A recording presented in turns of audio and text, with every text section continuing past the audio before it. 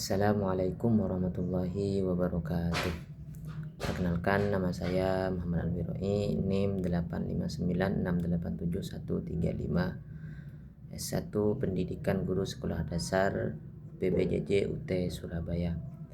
Pada kesempatan kali ini saya akan membuat video terkait dengan penjelasan automated online proctoring untuk memenuhi tugas dari mata kuliah inovasi pembelajaran. Pertama-tama kita harus mengetahui dulu apa itu automated online proctoring. Automated online proctoring itu berasal dari bahasa Inggris.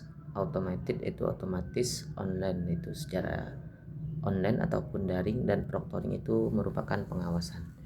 Jadi dalam hal ini automated online proctoring adalah pengawasan ujian secara daring pada universitas. Jadi automated online proctoring ini secara sederhananya adalah pengawasan daring pada suatu ujian dengan menggunakan AI sebagai pengawasnya. Jadi dalam artian automated online proctoring ini tidak menggunakan manusia, akan tetapi AI dan juga sistem yang bekerja. Jadi seperti itu. Nah, bagaimana sistem itu bisa bekerja? Pertama-tama, sistem itu akan mengawasi terhadap hal-hal yang tidak sesuai dengan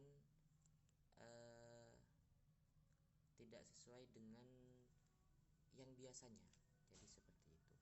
Pertama-tama pastinya ya seluruh mahasiswa ataupun yang melakukan ujian itu akan diminta untuk mengaktifkan kamera dan juga hal lainnya yang bisa mendukung terhadap sistem tersebut untuk bisa bekerja. Jadi sistem itu bekerja dengan melihat gerak-gerik dari mahasiswa yang sedang melakukan ujian. Dalam hal ini tanpa ada bantuan dari pengawas manusia. Manfaatnya apa? Integritas akademik itu banyak. Yang pertama adalah menjaga kejujuran dari mahasiswa.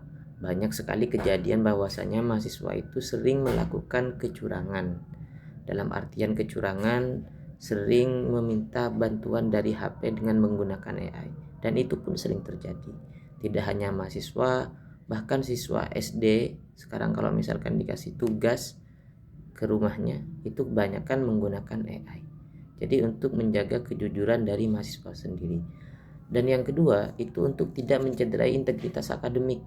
Artinya integritas akademik kalaupun tidak dijaga itu akan mencederai. Seperti itu.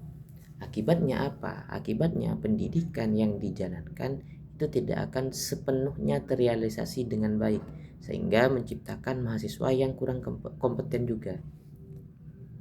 Selain itu, manfaat lain penggunaan sistem ini pada akademik antara lain adalah efisiensi waktu dan efektivitasnya. Jadi pengawas-pengawas lain itu misalkan dibutuhkan 100, maka yang dibutuhkan hanya beberapa orang saja. Jadi seperti itu untuk efektivitas dan efisiensi. Jadi untuk pertama-tama memang membutuhkan anggaran yang banyak. Akan tetapi ketika sistem itu sudah berjalan, maka efisiensi biaya dan waktu itu bisa ditekan dengan sehemat-hematnya. Terus yang terakhir itu bagaimana itu privasi mahasiswa itu tetap dijaga, menjaga privasinya mahasiswa. Data yang diambil oleh sistem ini itu harus menjadi acuan bagaimana mahasiswa ataupun dosen ataupun siapapun lainnya yang menggunakan sistem tersebut itu harus diberi kepercayaan ataupun pengetahuan tentang bagaimana data ini ataupun privasi ini bisa dijaga. Karena di dalamnya juga terdapat gerak-gerik mata, deteksi wajah, dan lain sebagainya.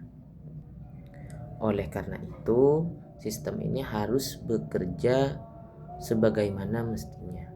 Salah satu caranya ataupun beberapa caranya diantaranya adalah data itu bisa diakses untuk pengawas-pengawas tertentu. Artinya sistem kebijakan di UT harus memiliki izin untuk bisa mengakses itu. Dan kemudian data itu hanya digunakan untuk keperluan penting saja. Artinya tidak digunakan untuk hal-hal lain kecuali untuk mendeteksi kecurangan.